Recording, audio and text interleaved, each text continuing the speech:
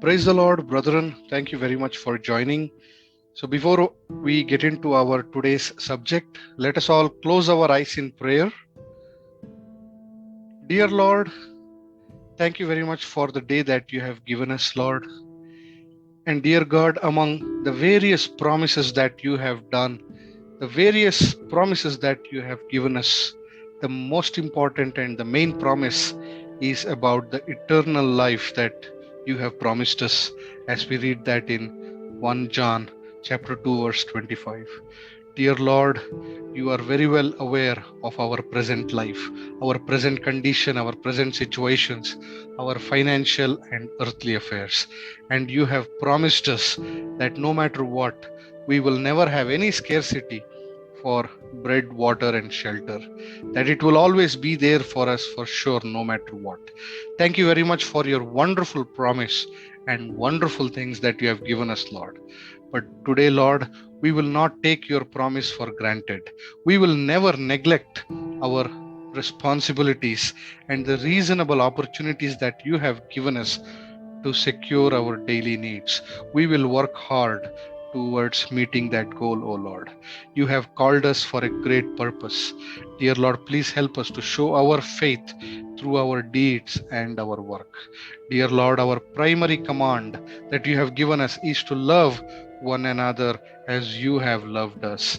And dear Lord, it is a woe unto us if we do not preach the gospel and spread the word of God among everyone, as we read that in 1 Corinthians chapter 9 verse 16.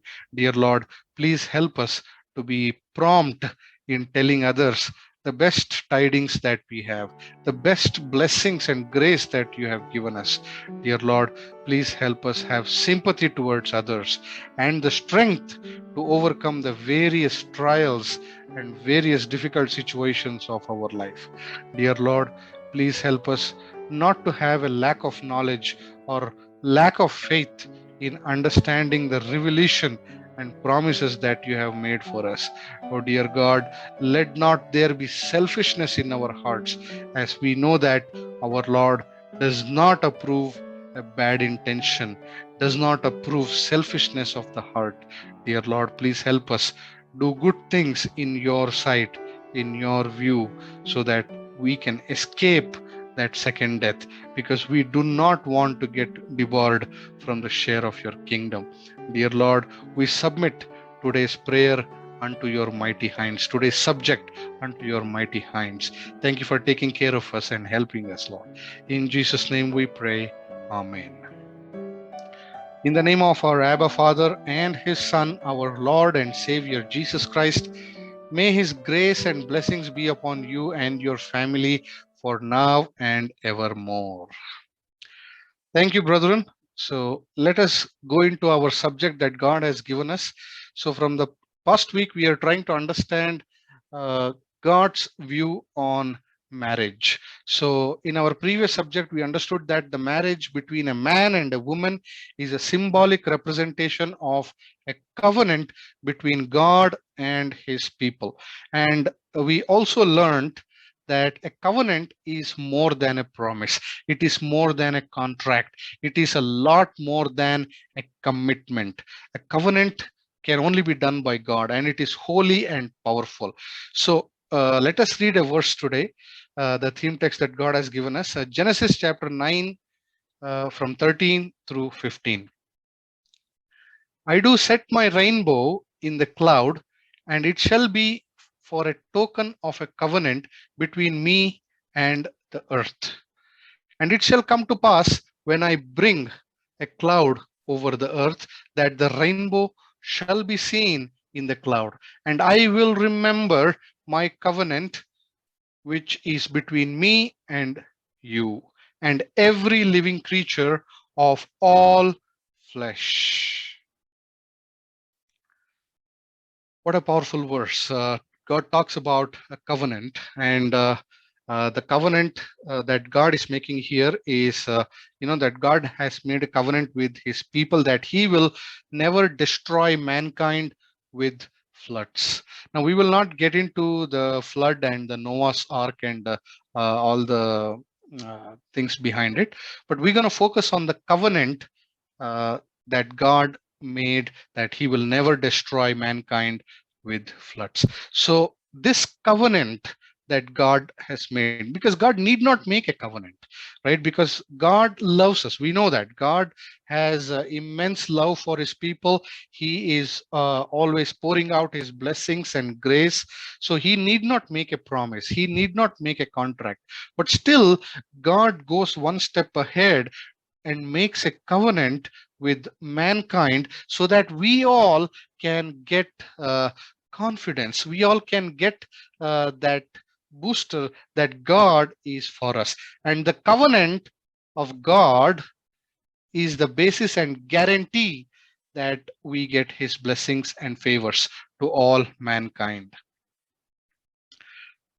Today most people buy certain brands. They don't whatever products they want to buy a particular brand of product because they believe that that particular brand gives them guarantee.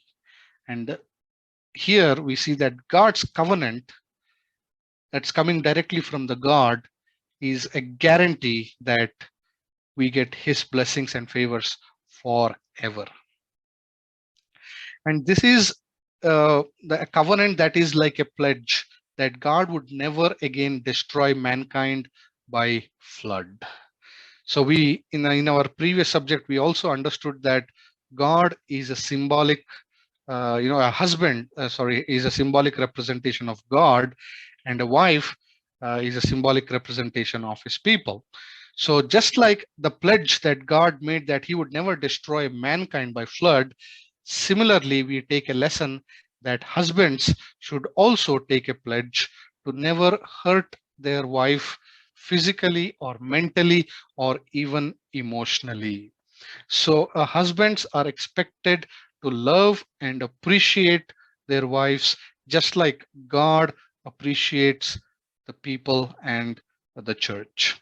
Now, here, this rainbow covenant was a dedication from God to all humanity and to all generations that is to come. And we see that God's solemn promise that gives us great comfort and a great confidence in us. Now let me tell you that rainbow is an unconditional covenant of God. There is no condition, right? So God proactively made this covenant. So when you do a contract is between always two people. I do this if you do this. If you do this, I will do this. So that is a kind of contract that we see in this world. But when God made a covenant, it is an unconditional covenant. No matter what, God will always bless us. God will always give us a second chance. That was an unconditional covenant. Similarly, our marriage is also an unconditional one because that is how God recognizes marriage. We see that so many couples go for a prenup. They have certain conditions before marriage. They put certain conditions that needs to be fulfilled.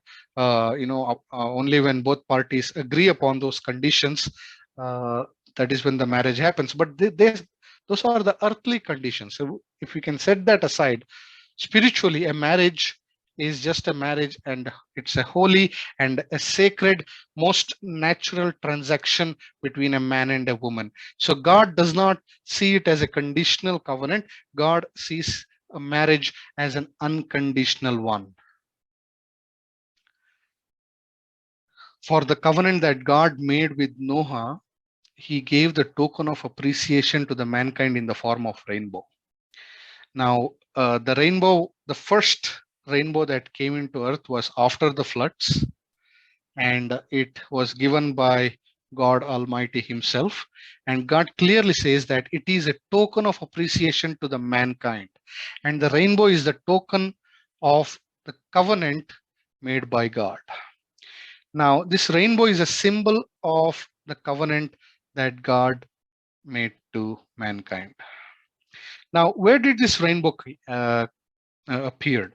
Now we know that after the floods, it was Noah's ark that was floating on water, and the rainbow was just above Noah's Ark, and it was a token. And hence, in today's world, in today's churches, we see that we exchange the round rings as token of promise at marriage.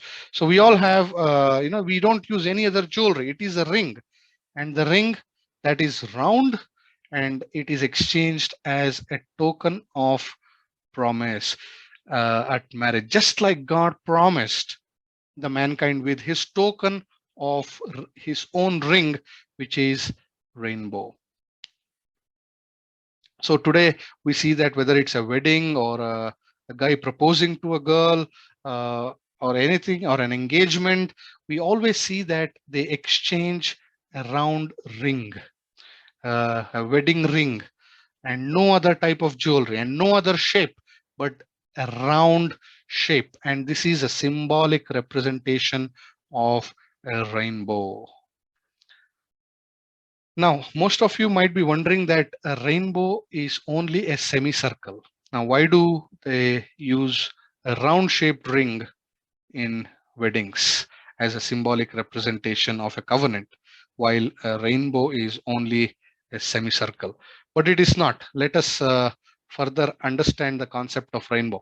Now, this is a picture of a rainbow taken from a helicopter. Now, it is impossible to see the 360-degree rainbow from Earth, because most of us would have seen rainbow as while we were little children, because once we grow up and it is raining, and if there is a rainbow, nobody's bothered to go outside and enjoy the view of the rainbow. So maybe I'm assuming that as children, you would have while playing outside in the park, you, after the rain, you would have noticed the rainbow, but you will only see the semicircle of the rainbow, because it is not possible to see a complete rainbow. And uh, uh, in reality, the rainbow is always a complete circle, and it is a perfect 360-degree circle. There is uh, absolutely no crooked marks in it. There is absolutely no deviations in any angle. A rainbow is a perfect and a complete circle, and that is what it is, because on from Earth we only see a semicircle, and since it is round and a complete circle, it indicates the fullness of God's covenant. The circle indicates a completeness, the fullness of God's covenant that He made with mankind. And the circle also represents eternity. And if you physically, if you apply some physics onto the rainbow, the circle is also a supernatural motion that just keeps things moving continuously, and there is no end to it. That is why we call it a circle of life, a circle of trust. And the wedding ring or an engagement ring symbolizes this promise and the covenant, while the wedding rings symbolizes your love towards your partner. Now, one more thing I want to highlight here, my dear brothers and sisters, is that a rainbow is always made up of two rainbows. So if you notice here, there is an inner circle rainbow and there is an outer circle rainbow. So every time there is a rainbow, there is a primary rainbow and a secondary rainbow. So most of us might only notice the bright seven colors, Vibgyor, which we might have read in school textbooks. We only see that, but we do not notice the secondary rainbow, which is very light and might not be noticeable until you actually focus on it completely. But there's always a primary rainbow and secondary rainbow in any part of the world. So let me show you a little bit more about this. So if you notice in any rainbow in these pictures, you will notice that there is a primary rainbow and a secondary rainbow. Now we understood that the rainbow is a covenant between God and mankind, and it is also a guarantee that we have from our Lord Almighty about His blessings and favor. It also forms the foundation of guarantee for the blessings. Now, there are two rainbows, like I said, primary rainbow and secondary rainbow. Now, symbolically, it represents our Lord Jesus Christ in between the covenant of our Abba Father and mankind.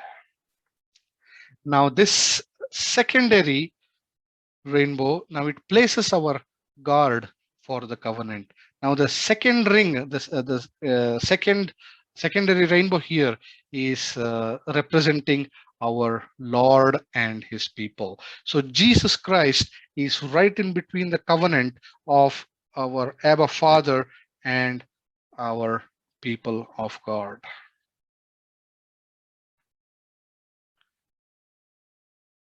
Now, the secondary rainbow is reflected part of the primary rainbow.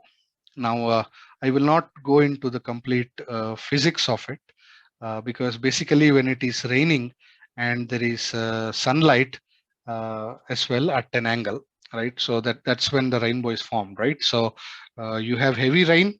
At the same time, the sun comes out, and the sunlight reflects the water droplets at a certain angle, and it forms the rainbow. Now, that is the physics that we have learned about rainbow in our high school, right?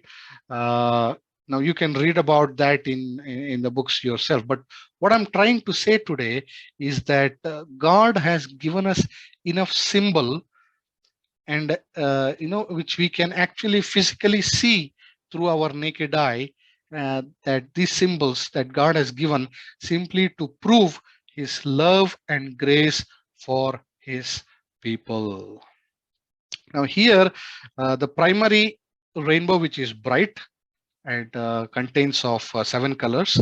The secondary rainbow is actually a reflected part of the primary rainbow. It is not a complete formation. So hence, symbolically, it represents our Lord and his people, which means it is a symbolic representation of a husband and a wife. So the bright colored rainbow, the primary rainbow, forms the symbolic representation of a husband, and the secondary rainbow, which is a reflection of the primary rainbow, forms the wife. Now, that is why most of the husbands call their wife my other half, right? Because it is a reflection of the primary rainbow. So, that is a symbolic representation. So, within the covenant of God Almighty that God has given us, God clearly shows that how important a husband wife relationship is, how important and how seriously God considers husband and wife relationship. Now, that is about the rainbow covenant that God has given us. So, we will read one more verse which talks about the rainbow. And we have to go down from Genesis all the way down to Revelation chapter 4, verse 3. There was a rainbow round about the throne, in sight like unto an emerald.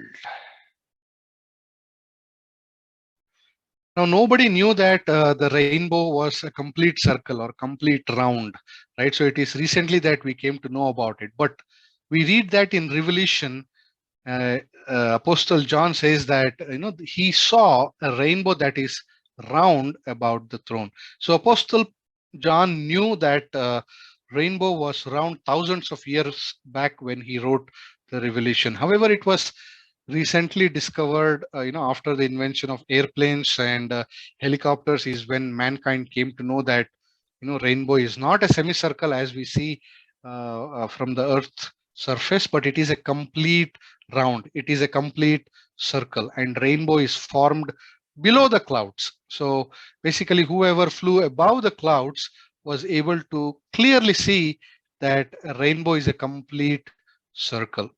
Now, here in the Revelation, what we see is that Apostle John says that he saw a rainbow behind a throne.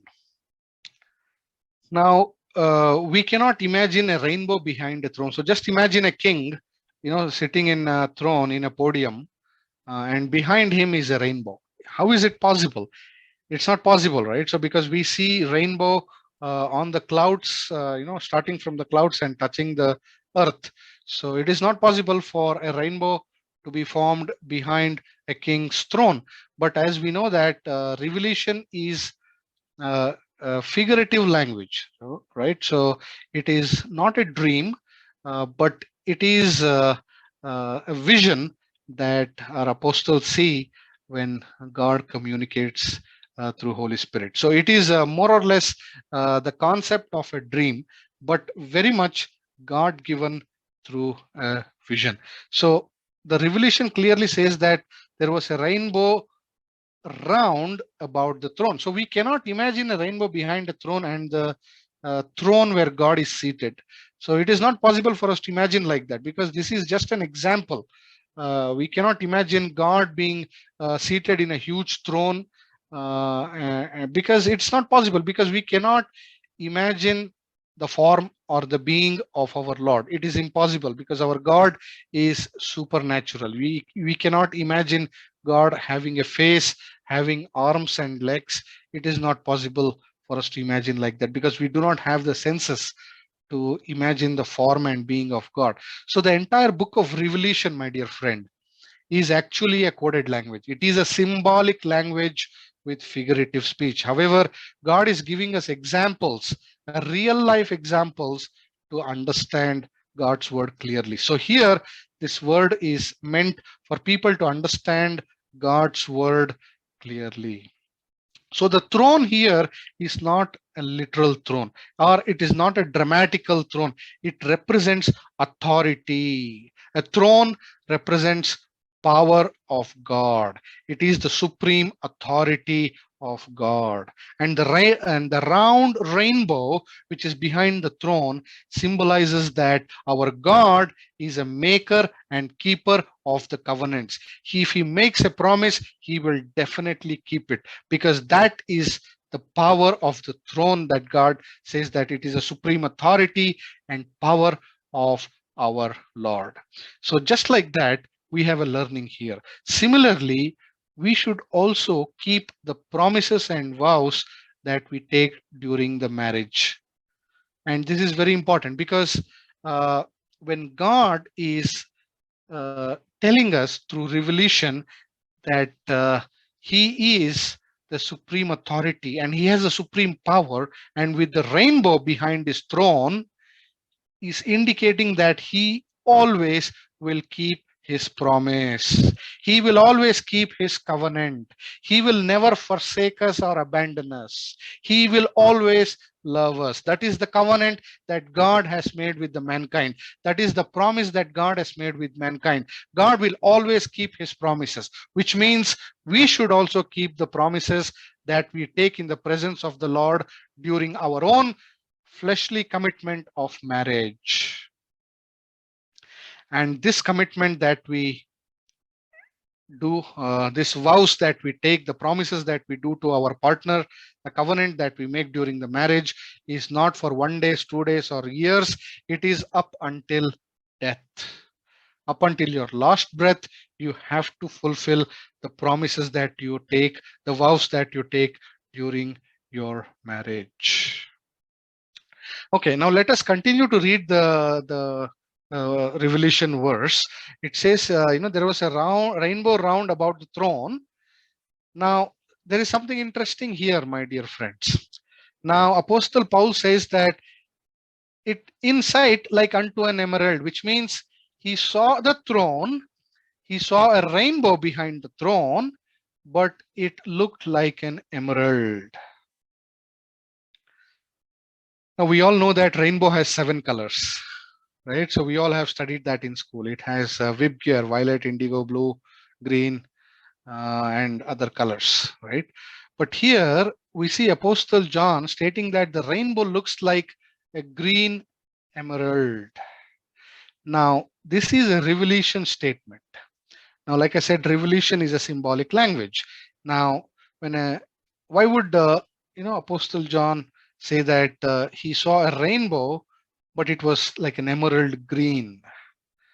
Now, let me tell you how this actually conceptualizes.